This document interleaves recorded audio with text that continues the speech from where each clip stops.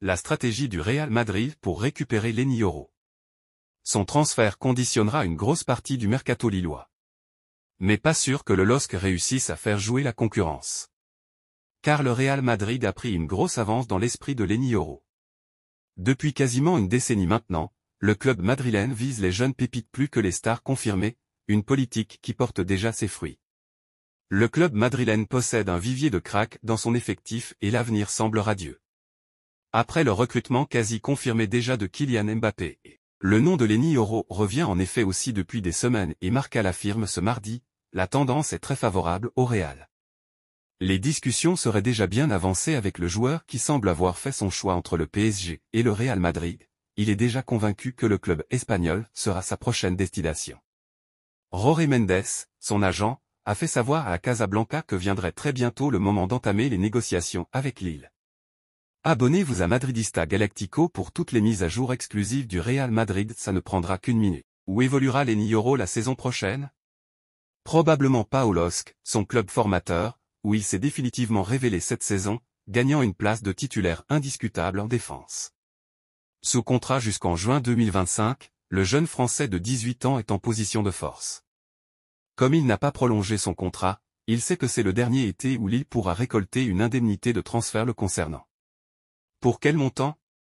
La direction du LOSC assure qu'il faudra signer un énorme chèque. Mais aura-t-elle vraiment de quoi négocier au plus haut vu la situation contractuelle de son joueur? Le Paris Saint-Germain est sur le dossier depuis de longs mois, comme nous vous l'avions révélé. Mais la concurrence ne baisse pas les bras, et principalement le Real Madrid. Le club merengue a vite identifié Lenny Yoro comme un joueur d'avenir, qui pourrait avoir aussi rapidement un impact. Un nouveau Raphaël Varane en sorte. Et les dirigeants madrilènes ont bien diffusé ce discours auprès du joueur, séduit par le projet présenté. Les dirigeants madrilènes en sont convaincus. Lenny Yoro est le profil, le prospect sur lequel il faut aller même si ça signifie faire un petit effort financier. Le Real ne paiera pas 80 ou 100 millions d'euros comme on a pu l'entendre mais oui, au moins 40 millions d'euros a priori. À 18 ans, il s'est imposé comme un taulier de son club. Selon les informations de Santi Aouna, le Real Madrid est devenu très confiant à l'idée de signer la pépite tricolore. Les merengues souhaitent d'ailleurs transmettre une offre comprise entre 30 et 40 millions d'euros pour Lenny Yoro. Le club nordiste espère bien plus, et compte jouer sur la concurrence pour faire grimper les prix. Mais le Real Madrid a aussi joué ses cartes. Comme stratégie, les champions d'Espagne ont demandé aux joueurs du LOSC d'être patients et de refuser toutes les autres offres pour le moment. Le journaliste rajoute que le Real Madrid espère compter sur la volonté du joueur de le rejoindre pour faire pencher la balance. À noter que si le PSG a du retard dans ce dossier jugé comme XXL, le club de la capitale ne perd pas espoir et met beaucoup en œuvre pour rafler la mise. Encore une fois donc, le Paris Saint-Germain et le Real Madrid se livrent une bataille sans merci sur le marché des transferts. Ces dernières années, les Franciliens n'ont pas toujours gagné. Échouer dans le dossier Yoro serait vécu comme un énorme échec par les fans et observateurs. Mais la réalité est parfois douloureuse, beaucoup de jeunes talents français préfèrent quitter la Ligue 1 que de rester. Surtout quand le Real Madrid pointe le bout de son nez. En gros, le Real Madrid espère éviter la surenchère car il pourra compter sur la volonté du joueur de le rejoindre pour faire pencher la balance. Ce qui signifie que Yoro devra repousser les avances du PSG et les autres clubs pour que la stratégie fonctionne. En lui dictant la marche à suivre, le Real est très confiant quant à la réussite de l'opération. Plutôt très bien placé dans l'esprit du joueur l'hiver dernier, le PSG a aujourd'hui du retard sur son rival espagnol. Le sélectionneur du Brésil a lancé la campagne pour que son Vinicius Junior soit le principal candidat au Ballon d'Or 2024. Pour Dorival Silvestre Junior, le doute n'est pas permis. Le vainqueur du prochain Ballon d'Or doit être, quoi qu'il arrive, le joueur du Real Madrid Vinicius Junior. Il a assuré qu'il serait très surprenant que l'attaquant ne soulève pas la plus haute distinction individuelle du football mondial.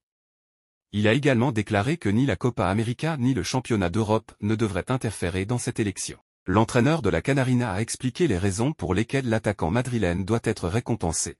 La saison qu'il a réalisée le mène droit au trophée. De tous les joueurs impliqués dans les deux compétitions, Euro et Copa América, personne n'a eu une année plus équilibrée que Vini. Je pense que cette élection est en cours, si elle n'a pas déjà eu lieu, a-t-il déclaré en marge d'un match de charité organisé pour récolter des fonds à la suite des inondations survenues dans le sud du Brésil. Quant à l'impact de l'Euro et de la Copa América, Il ajoute, je pense que ça peut difficilement être modifié par une seule compétition, même s'il s'agit de la compétition qui termine l'année et qui a une grande importance dans notre contexte.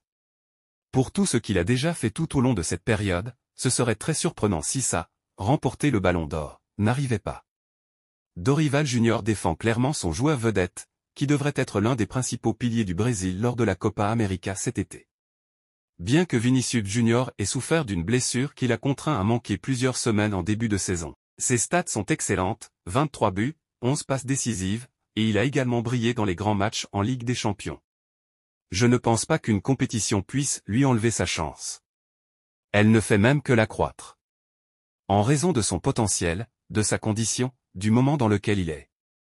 C'est cette constance dont il a fait preuve tout au long de l'année qui lui a permis d'être reconnu comme le meilleur joueur du monde, a ajouté le sélectionneur. Restez à l'écoute de Madridista Galactico pour toutes les dernières nouvelles et réactions des fans. N'oubliez pas de commenter vos avis et attentes pour la saison prochaine. À Madrid.